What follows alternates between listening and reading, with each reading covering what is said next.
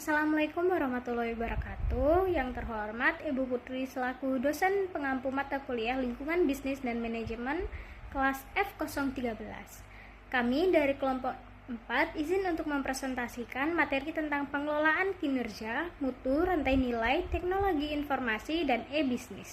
Sebelum memasuki pembahasan materi, izinkan saya memperkenalkan anggota kelompok 4. Yang pertama ada Firda Firmania dengan NPM akhir 005, Aira Nadia dengan NPM akhir 024, Amanda Putri dengan NPM akhir 142, Kurota Ayuni dengan NPM akhir 259, Ananda Priska dengan NPM akhir 278, Kirana Mutiara dengan NPM akhir 286, dan Zafiratus Azhara dengan NPM akhir 290.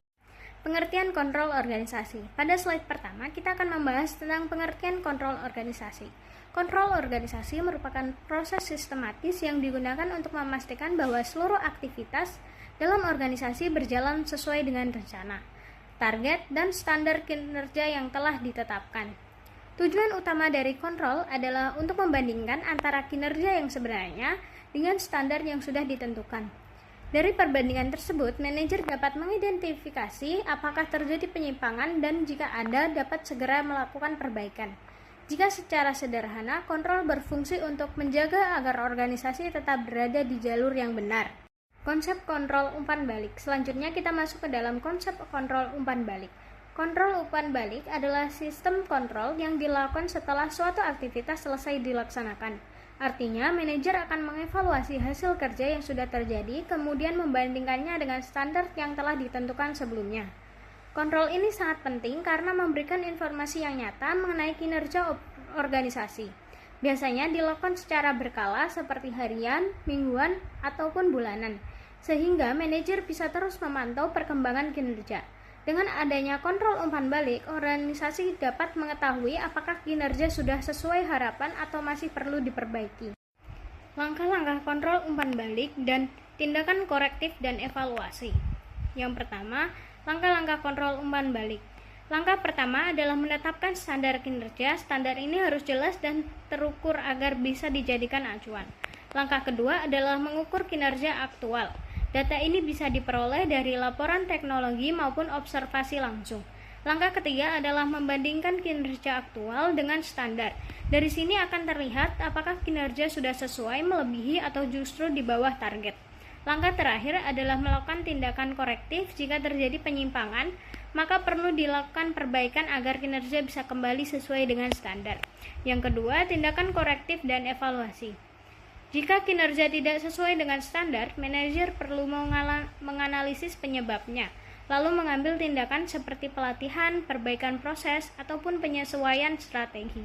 Sebaliknya, jika kinerja sudah sesuai atau bahkan melebihi target, maka penting untuk memberikan penghargaan atau penguatan agar kinerja tersebut dapat dipertahankan. Dalam penerapannya, ada dua pendekatan yang bisa digunakan, yaitu pendekatan tradisional yang bersifat top-down dan pendekatan partisipatif yang melibatkan karyawan dalam proses perbaikan. Kesimpulannya, kontrol umpan balik membantu organisasi untuk terus belajar dari hasil yang sudah dicapai dan meningkatkan kinerja secara berkelanjutan. Selanjutnya, saya akan menjelaskan mengenai kontrol keuangan. Jadi, kontrol keuangan adalah proses untuk mengawasi dan juga menilai kinerja keuangan suatu organisasi.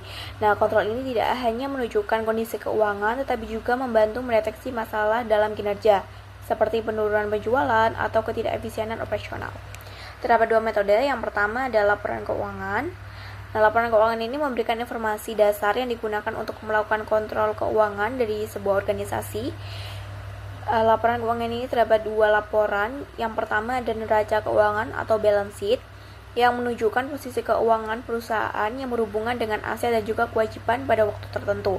Yang kedua adalah laporan laba rugi atau income statement, yakni meringkas kinerja keuangan perusahaan untuk interval tertentu yang biasanya dilakukan 1 tahun sekali. Nah, selanjutnya ada analisis keuangan dengan menafsirkan angka. Analisis keuangan merupakan proses mengevaluasi laporan keuangan seperti neraca, laba rugi, ataupun arus kas untuk memahami kesehatan dan kinerja bisnis melalui teknik seperti analisis horizontal, vertikal, dan juga rasio keuangan. Nah, analisis ini mengubah angka mentah menjadi wawasan strategis untuk menilai likuiditas, solvabilitas, dan profitabilitas perusahaan. Nah, yang pertama ada rasio likuiditas atau liquidity ratio yang menunjukkan kemampuan organisasi untuk memenuhi kewajiban utang lancarnya. Yang kedua ada rasio aktivitas atau activity ratio yang mengukur kinerja internal yang berkaitan dengan aktivitas inti yang ditentukan oleh manajemen. Yang kedua ada rasio keuntungan. Nah, ini manajer menganalisis keuntungan perusahaan dengan mempelajari rasio keuntungan atau profitability ratio yang menyatakan keuntungan yang bergantung pada sumber keuntungan seperti penjualan ataupun aset. Yang terakhir ada rasio leverage atau aktivitas pendanaan dengan uang pinjaman. Sebuah perusahaan dapat menggunakan leverage untuk membuat asetnya lebih banyak memproduksi daripada tanpa adanya leverage. Selanjutnya manajemen kualitas total atau total quality management, yaitu upaya organisasi untuk menanamkan kualitas ke dalam setiap aktivitas perusahaan melalui perbaikan terus-menerus. TQM berfokus pada kerja tim, peningkatan kepuasan pelanggan, dan penurunan biaya. Terdapat teknik-teknik utama TQM. Yang pertama, siklus kualitas, yaitu kelompok 6-12 karyawan sukarela yang rutin bertemu untuk menyelesaikan masalah kualitas. Nah, ini berfokus pada pengambilan keputusan di level bawah karena karyawan lapangan paling paham hambatan teknis. Lalu yang kedua, tolak ukur, yaitu proses membandingkan produk dan praktik perusahaan dengan pesaing terkuat atau pemimpin industri. Tujuannya untuk mengidentifikasi area yang perlu diperbaiki dengan meniru strategi sukses dari perusahaan lain. Lalu yang ketiga, Six Sigma, yaitu standar kualitas yang sangat disiplin dengan target hanya 3,4 kecacatan per 1 juta bagian. Nah, ini menggunakan metodologi DMAIC, yaitu Define, Measure, Analyze, Improve, and Control untuk menyelesaikan masalah secara terstruktur. Lalu yang keempat, pengurangan siklus waktu, yaitu mempercepat proses kerja dengan membuang langkah-langkah yang tidak bermanfaat dan hambatan antar departemen, yaitu dengan membantu perusahaan merespons kebutuhan pasar dengan lebih cepat dan efisien. Lalu yang kelima, perbaikan terus-menerus, yaitu pelaksanaan perbaikan kecil secara bertahap di semua area organisasi secara berkelanjutan. Perbaikan terus-menerus menekankan bahwa kesuksesan besar berawal dari perbaikan hal-hal kecil yang dilakukan oleh setiap pegawai. Selanjutnya, faktor-faktor kesuksesan TQM. Terdapat faktor positif dan faktor negatif. Faktor positif yang pertama adalah tugas-tugas yang ada menuntut pegawai yang berketerampilan tinggi. Yang kedua, TQM berguna untuk memperkaya pekerjaan dan memotivasi pegawai. Yang ketiga, keterampilan memecahkan masalah ditingkatkan untuk semua pegawai. Yang keempat, partisipasi dan kerja tim digunakan untuk menghadang permasalahan yang signifikan. Dan yang kelima, perbaikan terus-menerus adalah cara hidup. Lalu pada faktor negatif, yang pertama, ekspektasi manajemen biasanya tinggi. Yang kedua, manajer tingkat menengah merasa tidak puas jika kehilangan wewenang. Yang ketiga, para pekerja tidak puas dengan beberapa aspek kehidupan organisasi. Yang keempat, pemimpin serikat pekerja tidak disertakan dalam diskusi kendali mutu. Dan yang kelima, manajer menunggu inovasi yang besar dan dramatis. Maka kesimpulan dan implementasinya adalah TQM harus menjadi bagian dari kegiatan sehari-hari setiap pegawai, bukan hanya tugas departemen tertentu. Lalu, perbaikan sekecil apapun adalah langkah menuju kesempurnaan dan pemenuhan tujuan tanpa cacat. Pada slide ini, saya akan membahas tentang bagaimana organisasi berperan sebagai rantai nilai, khususnya dari sisi operasi. Pertama, operasi itu sendiri merupakan inti teknis dari sebuah organisasi. Disinilah proses penciptaan nilai terjadi, yakni bagaimana input seperti bahan baku diubah menjadi barang atau jasa yang diinginkan pelanggan. Kemudian ada peran manajerial.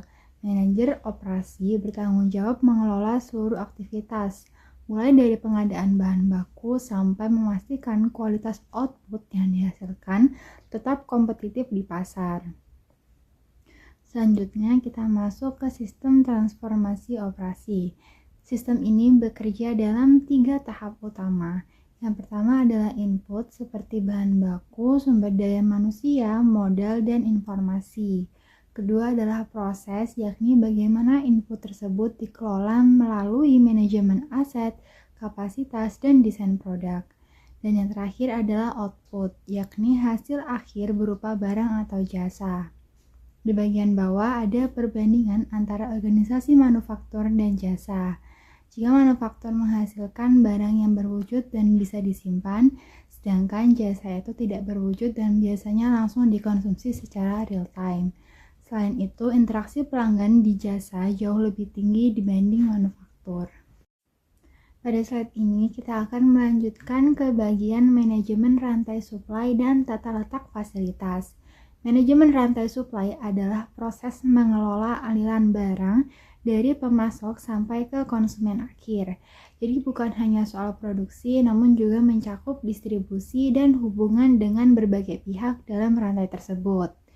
Berikutnya ada tata letak fasilitas yang berfungsi untuk mengatur posisi mesin, peralatan, dan tenaga kerja agar proses produksi berjalan efisien. Ada beberapa jenis tata letak. Pertama, tata letak proses, yakni mesin dengan fungsi yang sama dikelompokkan dalam satu area. Kedua, tata letak produk, di mana mesin disusun sesuai urutan proses produksi. Ketiga, tata letak seluler yang mengelompokkan mesin berdasarkan alur produksi tertentu agar lebih efisien. Dan terakhir, tata letak posisi tetap biasanya digunakan untuk produk besar, di mana produknya tetap di satu tempat, sementara alat dan pekerja yang berpindah. Di bagian kanan slide, terdapat ilustrasi rantai suplai yang menunjukkan hubungan antara pemasok, perusahaan, distributor, hingga pelanggan termasuk aliran fisik dan informasi. Jadi inti dari slide ini adalah bagaimana organisasi mengelola barang dan mengatur fasilitas. Proses operasional berjalan efektif dan efisien. Selanjutnya adalah otomatisasi teknologi. Dewasa ini banyak manajer operasi yang bertujuan menemukan kombinasi yang tepat antara teknologi dan manajemen guna memproduksi barang dan jasa secara efisien. Nah, berikut ini kita akan mempelajari 3 kemajuan di bidang operasi manufaktur dan pelayanan. Yang pertama adalah identifikasi frekuensi radio atau RFID. RFID memanfaatkan tanda pengenal elektronis yang dapat mengenali dan melacak berbagai objek. Pelacakan secara real-time yang komprehensif dapat meningkatkan efisiensi lini produksi, menghemat waktu, dan meminimalisasi human error. Yang kedua ada sistem produksi fleksibel, yakni penggunaan dari produksi otomatis yang bisa cepat disesuaikan untuk membuat lebih dari satu jenis produk. Teknologi komputer dapat menginstruksikan mesin-mesin untuk mengganti suku cadang, fungsi, dan peralatan ketika suatu produk baru perlu dibuat. Sementara manusia atau operatornya membuat penyesuaian dengan komputer tersebut, bukan pada mesin produksi itu sendiri, sehingga produksi bisa dilakukan dengan waktu yang lebih sedikit dan mengurangi biaya. Yang ketiga yaitu produksi ramping, yakni proses manufaktur yang menggabungkan teknologi canggih yang inovatif dengan karyawan yang sangat terlatih di setiap tahap proses produksi untuk memangkas pemborosan dan meningkatkan mutu. Kemudian ada manajemen persediaan. Persediaan adalah barang-barang yang disimpan sebagai cadangan oleh organisasi untuk digunakan dalam proses produksi. Biasanya organisasi atau perusahaan ini memiliki 3 jenis persediaan. Yang pertama yaitu persediaan barang jadi, yakni persediaan yang terdiri dari barang yang telah melewati seluruh proses produksi namun belum terjual. Contohnya mobil-mobil yang ada di dealer itu merupakan contoh dari persediaan barang jadi. Yang kedua adalah persediaan dalam pengolahan atau work in process. Persediaan yang terdiri atas bahan baku yang masih harus melewati tahapan produksi. Contohnya di pabrik mobil meliputi mesin, roda, ban, serta dashboard yang akan dipasangkan. Yang ketiga yaitu persediaan bahan mentah, persediaan yang terdiri atas masukan dasar bagi proses produksi organisasi. Di pabrik mobil contohnya baja, kawat, kaca, dan lain-lain. Nah, mengapa manajemen persediaan ini sangat penting bagi perusahaan? Karena persediaan-persediaan yang menumpuk begitu saja entah di gudang atau dimanapun akan memakan banyak biaya. Maka dari itu, persediaan perlu dijaga sesedikit mungkin agar perusahaan tidak kehilangan nilai yang digantikan oleh model yang lebih inovatif dan berbiaya lebih rendah. Lalu ada juga persediaan tepat waktu atau just in time (JIT), yaitu sistem pengendalian persediaan yang menjadwalkan pengiriman bahan baku hanya ketika diperlukan oleh lini produksi. Keuntungannya terdapat peningkatan kualitas produk, menghemat modal kerja, dan hubungan jangka panjang dengan mitra atau pemasok. Berikutnya, teknologi informasi yang telah mengubah manajemen. Teknologi informasi dalam suatu organisasi terdiri dari perangkat keras, perangkat lunak, telekomunikasi, manajemen basis data, dan teknologi lainnya yang digunakan untuk menyimpan, memproses, dan mendistribusikan informasi. Teknologi informasi berdampak positif terhadap praktik manajemen karena memudahkan pengambilan keputusan organisasi. Kolaborasi tanpa batas. Teknologi informasi telah menghapus batasan waktu dan jarak. Pemimpin industri kini dapat melakukan rapat maya melalui konferensi video dari berbagai belahan dunia. Kolaborasi horizontal atau antar individu dan antar perusahaan menjadi lebih utama dibandingkan hierarki vertikal yang kaku. Manajemen pengetahuan. Manajemen pengetahuan adalah upaya sistematis untuk menghimpun, mengorganisasi, dan menyediakan pengetahuan bagi seluruh anggota organisasi. Pengetahuan tidak sama dengan data atau informasi. Data yaitu fakta atau angka mentah yang belum diolah. Informasi yaitu data yang telah diubah ke dalam konteks yang bermakna. Sedangkan pengetahuan yaitu kesimpulan yang ditarik dari informasi setelah dikaitkan dengan informasi lain dan dibandingkan dengan apa yang telah diketahui. Sistem teknologi informasi memfasilitasi manajemen pengetahuan dengan cara memungkinkan organisasi untuk menghimpun dan menyimpan data dalam jumlah yang sangat besar, menganalisis data tersebut agar dapat dialihkan menjadi informasi dan pengetahuan dan membagikan pengetahuan ke seluruh organisasi. Beragam perangkat lunak baru memudahkan kolaborasi dan bagi informasi melalui layanan seperti konferensi web, portal pengetahuan, manajemen konten, penggunaan wiki, dan penggunaan perangkat lunak kecerdasan bisnis. Berikutnya yaitu sistem informasi manajemen. Sistem berbasis komputer yang memberikan informasi untuk membantu pengambilan keputusan manajerial yang efektif. Unsur-unsurnya meliputi yang pertama sistem manajemen pengetahuan, yaitu mengumpulkan dan membagikan pengetahuan. Yang kedua sistem pendukung keputusan, yaitu sistem informasi interaktif berbasis komputer yang mengandalkan model-model keputusan dan basis data khusus untuk membantu pengambilan keputusan. Yang ketiga, sistem informasi eksekutif, yaitu memberikan akses cepat ke informasi kritis bagi manajemen tingkat atas melalui dashboard kinerja bisnis. Yang keempat, sistem groupware, yaitu perangkat lunak yang memungkinkan tim untuk bekerja sama, berbagi informasi, dan berinteraksi secara elektronik. Kemudian, sistem perencanaan sumber daya perusahaan atau ERP. ERP adalah sistem jaringan informasi yang mengintegrasikan dan mengoptimalkan berbagai proses bisnis di seluruh perusahaan atau produksi, penjualan, sumber daya manusia, pembelian, dan keuangan ke dalam satu basis data utama. Contoh urutan proses penggunaan ERP. Yang pertama, penerimaan pesanan. Pegawai penjualan menerima pesanan dari toko retail. Kedua, pengecekan persediaan. Sistem ERP secara otomatis memeriksa jumlah stok yang tersedia, memberikan informasi tersebut kepada bagian penjualan dan mengirimkannya pesanan ke pabrik. Ketiga, penjadwalan produksi. Sistem menjadwalkan proses produksi dan menentukan sumber daya yang dibutuhkan di pabrik. Keempat, manajemen sumber daya manusia. Sistem memberikan pengingat kepada Departemen Sumber Daya Manusia mengenai kebutuhan tenaga kerja, misalnya pekerja sementara untuk memenuhi target produksi. Kelima, pembelian bahan baku. Jika stok kurang, sistem akan memberitahukan Departemen Pembelian mengenai bahan baku yang harus segera dipesan. Keenam, pelacakan oleh konsumen. Konsumen atau toko retail dapat mengakses sistem untuk melacak status pesanan mereka secara langsung. Yang ketujuh, evaluasi strategis. Manajemen menggunakan data yang terkumpul dalam ERP untuk mengevaluasi kinerja dan menyesuaikan rencana bisnis strategi perusahaan. Di sini saya akan menjelaskan mengenai internet dan e-bisnis. Yang pertama, internet.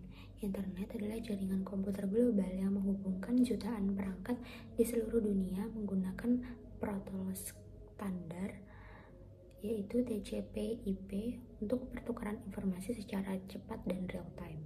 Sedangkan e-bisnis adalah semua bisnis yang berjalan lewat proses digital melalui jejaring, bukan di ruangan fisik. Nah, terdapat strategi dari e-bisnis. Yang pertama, ekspansi pasar. di mana sebuah perusahaan itu memungkinkan untuk mengadakan tautan langsung dengan konsumen dan berekspansi ke pasar baru. Organisasi dapat memberikan akses setiap saat bagi pasar di seluruh dunia. Dan yang kedua ada strategi meningkatkan efisiensi. Ini dilihat sebagai cara untuk meningkatkan bisnis utama dengan meningkatkan produktivitas dan memangkas biayanya. Selanjutnya ada generasi baru teknologi informasi, di mana seorang manajer yang baru itu tidak boleh selalu menggunakan cara yang tradisional, jadi harus diperbarui caranya. Nah, cara-cara tersebut misalnya menggunakan blog untuk komunikasi dan feedback. Yang kedua, menggunakan wiki untuk kolaborasi dan berbagi pengetahuan. Yang ketiga, memanfaatkan media sosial seperti Facebook dan Twitter untuk memahami tren dan berinteraksi dengan pelanggan. Dan yang terakhir, menggunakan P2P untuk berbagi data lebih cepat. Nah, terdapat juga isu dan tantangan dari internet dan e-bisnis. Yang pertama yaitu keamanan siber dan data. Yang pertama, risiko kebocoran data. Nah, banyaknya transaksi digital yang meningkatkan risiko pencurian informasi pribadi konsumen. Lalu ada kepercayaan konsumen, di mana penipuan online ini menurunkan kepercayaan yang menjadi hambatan pertumbuhan e-commerce atau e-bisnis. Lalu yang kedua ada infrastruktur dan teknologi, di mana yang pertama ada ketimpangan akses, yaitu kualitas internet yang tidak merata terutama di wilayah yang terpencil. Dan yang kedua ada inovasi cepat, di mana bisnis harus cepat mengadopsi teknologi baru seperti AI dan IoT agar tidak tertinggal.